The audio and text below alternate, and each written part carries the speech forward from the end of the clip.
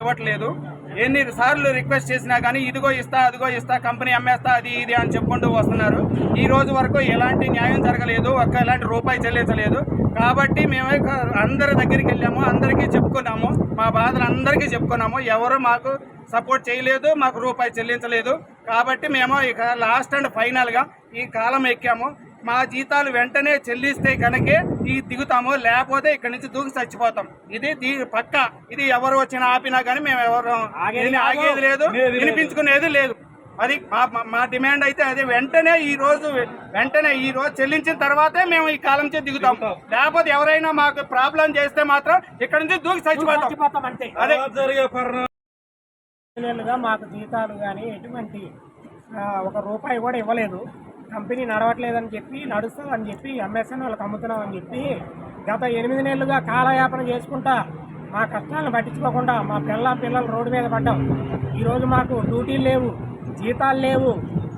ఎవరిని అడిగినా అప్పు ఇవ్వలేని పరిస్థితి. క్రెడిట్ కార్డులు వాడాం, బ్యాంక్ అకౌంట్లు మైనస్లోకి పోయినాయి. ఇంటి దగ్గర అప్పులలో వచ్చి బండబూతులు తిట్టిపోతున్నారు.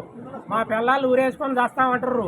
పిల్లలు స్కూల్కి వెళ్ళట్లేదు, వాళ్ళకి తిండి పెట్టట్లేదు. ఈ 8 నెలల నుంచి ఈ మేనేజ్మెంటు డబ్బులు అడుగుతుంటే ఇవ్వాలా రేపు అంటూ కాలయాపన చేస్తుంది తప్ప ఒక రూపాయి ఇవ్వలేదు మాకు. మేము ఇదే విషయమై గత నెల మేము 2 సార్లు మా చైర్మన్ గారి ఇంటికి వెళ్ళాము.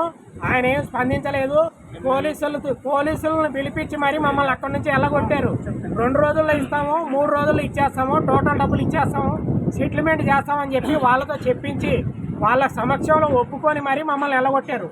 మళ్ళా మేము వెనకకి వచ్చి మేము కంపెనీలో ధర్నా చేశాము. మొన్న ఎప్పుడంటే అది 4వ తారీఖు 5వ తారీఖు చేశాము. ఆ రోజు ఏం చేశాడు, మాకు లెటర్ ప్యాడ్ ద్వారా మేము మొత్తం 7 నెలల శాలరీలు 15వ తారీఖు చెల్లిస్తామని చెప్పి కంపెనీ లెటర్ ప్యాడ్ మీద స్టాంప్ వేసి సంతకం చేసి పొద్దున 9:30కి వచ్చిన అతన్ని మేము గేటు దగ్గర మేము నిర్బంధించాం.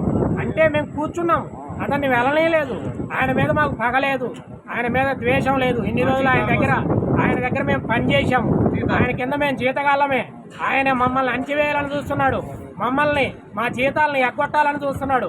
ఎందుకంటే మాకు అనుమానం వచ్చింది. 8 నెలలు అయిపోయింది, ఒక్క రూపాయి కూడా ఇవ్వలేదు. మేము చాలా ఇబ్బందుల్లో ఉన్నాం. మేము ఆత్మహత్యలు చేసుకోవడానికి ఈరోజు మేము సిద్ధపడ్డాం. కాబట్టి దీని పైకి ఎక్కాం మేము. మా బాధ, మా యొక్క ఈ యొక్క కష్టాలు వినేవాళ్ళు ఎవరూ లేరు. మా మేనేజర్లు స్పందించట్లేదు. వాళ్ళు కూడా ఫోన్ చేస్తారు, రేపు అంటారు, ఎల్లుండి అంటారు, పొద్దున అంటారు, సాయంత్రం అంటారు. ఇదే విధంగా పోలీసు వాళ్ళ దగ్గర కూడా మేము డీజీపీ దగ్గరికి వెళ్ళాము, ఇక్కడ జూబ్లీహిల్స్ డీజీపీ గారి దగ్గరికి వెళ్ళాము, సిఐ గారి దగ్గరికి వెళ్ళాము, బల్లారం సిఐ గారి దగ్గరికి వెళ్ళాము. ఎవరి దగ్గరికి వెళ్ళినా కానీ ఫోన్లో మాటలు తప్ప మాకు ఎటువంటి న్యాయం జరగట్లేదు. కాబట్టి తక్షణమే వీళ్ళందరూ, మీరు కూడా, మీడియా సోదరులు కూడా, పోలీసు వాళ్ళు కూడా మాకు వీలైనంత తొందరగా స్పందించి మా యొక్క బాధను అర్థం చేసుకొని మా 8 నెలల జీతాలు మాకు ఈ రోజు తక్షణమే చెల్లించి మీ యొక్క సానుభూతిని మాకు తెలియజేస్తూ, మీ సపోర్టు, బయట జనాల సపోర్టు కూడా మాకు కావాలని మేము తెలియజేసుకుంటూ సెలవు తీసుకుంటున్నాం.